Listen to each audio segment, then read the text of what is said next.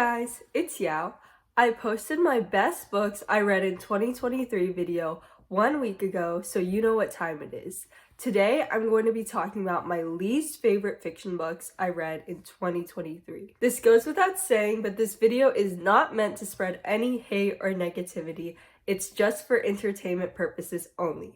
So if you're looking for a more positive video or you think you'll get offended by this video, then you might want to click off right now.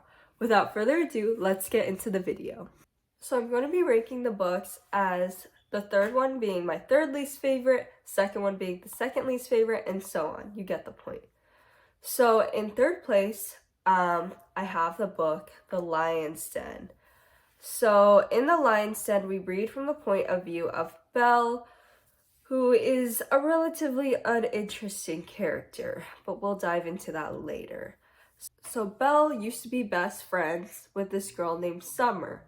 Now they are more like best frenemies, I guess you could say.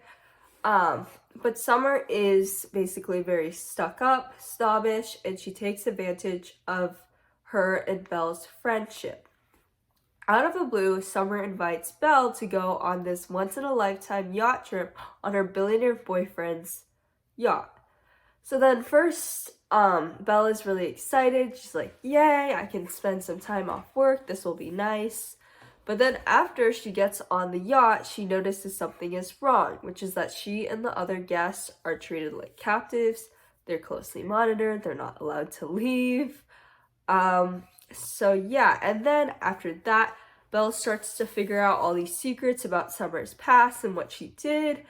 And she realizes what kind of person Summer is, sees her for her true colors. But the problem is she's stuck on this yacht with Summer, and yeah, she's very scared of what could happen. So unfortunately, there was a lot that I didn't like about this book.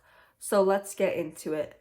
Initially, the premise of it sounded so interesting and gripping. I was like, I am so excited to read this. This is like a vacation, mystery gone wrong. I was thinking like Glass Onion, the second Knives Out movie.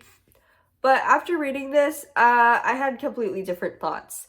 So first off, I love character-driven books. That's why I mainly read books. I love to see the point of views of the characters. I love to be able to relate to them. I need the character to be interesting. I need to relate to the character. Feel like I could be their friend or at least sympathize with them or at the very least understand them in some way.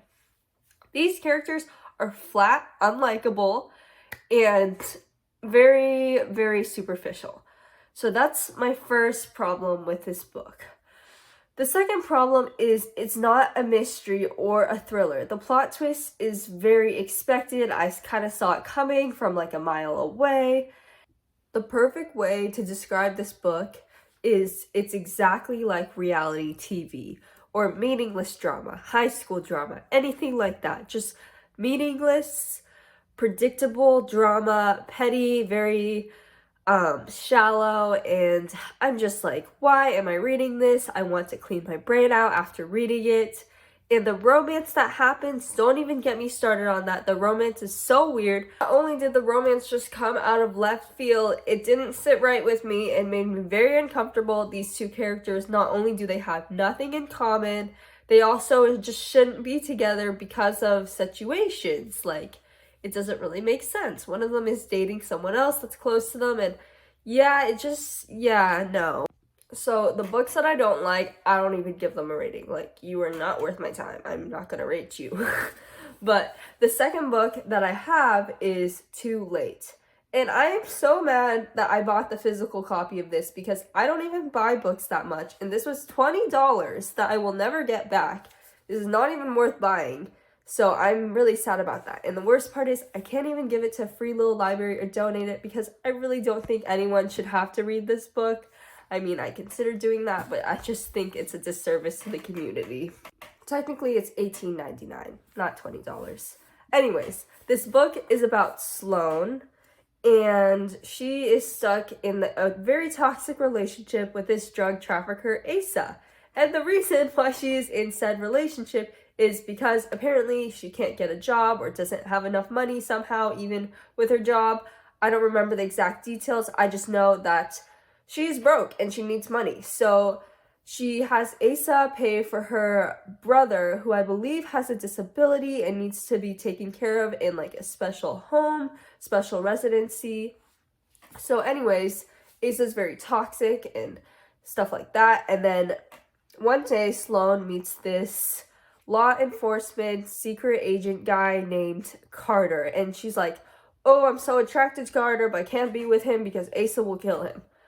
And that's basically it. And then they just like try to like have a romance together without getting killed by Asa. It's kind of dumb. Like, I really don't want to say that about a book, but I don't really know what else to say. Sloane, the main girl, is cheated on and assaulted by Asa.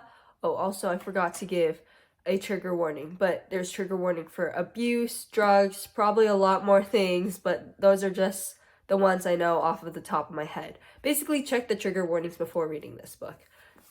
Yeah, you should read this book. I don't recommend it at all. But if you, for some reason, want to read it just to see, like, how not good it is, then check the trigger warnings first.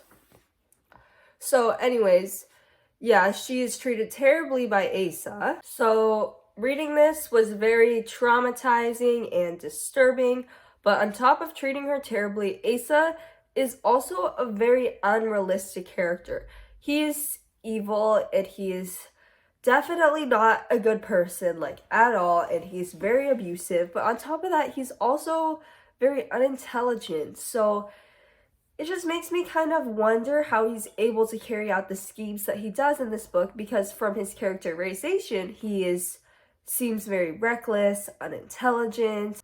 So then I'm wondering why the author decides to portray him, like tell us that he's this evil mastermind who's always one step ahead of us. Because no offense, but I think he's like 10 steps behind us. Like, he doesn't know what he's doing. He's not this like evil drug lord. He's just very mentally unstable and evil, but also unintelligent. Like, he's not coming up with these schemes. I don't think he has the intelligence to do that. So that made it incredibly unrealistic. And then also the romance between Sloane and Carter in this book, just very shallow, superficial, and Carter doesn't help her out immediately of her abusive situation. I think he actually encourages her to stay there for like research purposes, I believe, because he's like an undercover agent, so he like law enforcement agent, so he wants her to stay there, which is just so problematic. This book is just dark and twisted, but in an unbelievable and kind of laughable way.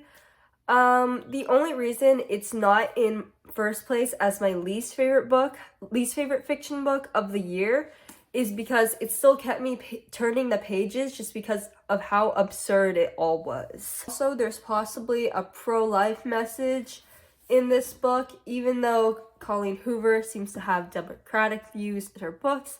There's also a hint of some pro-life in here, which is just strange and didn't see that coming. So in 5 years, we follow this woman named Dannie. Is she a woman or a girl? I'm not sure.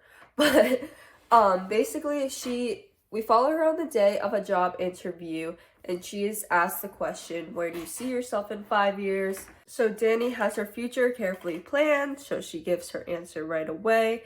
Also, on that same day, she gets proposed to by her long-term boyfriend.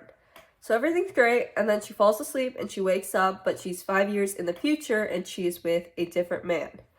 So she like panics and then she falls back asleep, and then she's back in her current reality. She forgets about this man until 4.5 years later, she meets this man through her best friend, Bella. This book tries to be emotional through shock and suspense, but it fails and it ends up being confusing, and it's like up and down all over the place. I don't even know where we're going. The parallel reality and time thing is not covered well. I have no idea why it happens. It's not explained. So spoiler incoming. So her best friend gets cancer, but this is not covered in a meaningful way. The cancer is used as a plot device so that her best friend can get out of the picture so Dannie can end up with her boyfriend. Doesn't that just make you go insane a little bit? Because after reading that, I was like, what is this book trying to do? That's not okay. What is this? What is the message of this book? So initially, this book was not on my radar for being as terrible.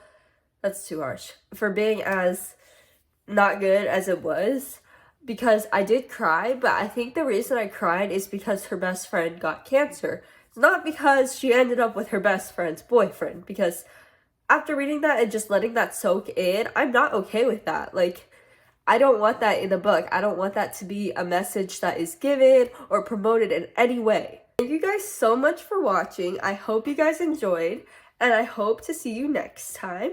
If you have any favorite books of 2023, any least favorite books of 2023, or anything at all that you would like to share, feel free to say so in the comments. I will be reading my comments, so if you do say something, I will probably reply or like it. Okay, I think that's it. I'll see you guys when I see you, and bye-bye. Sending lots of love.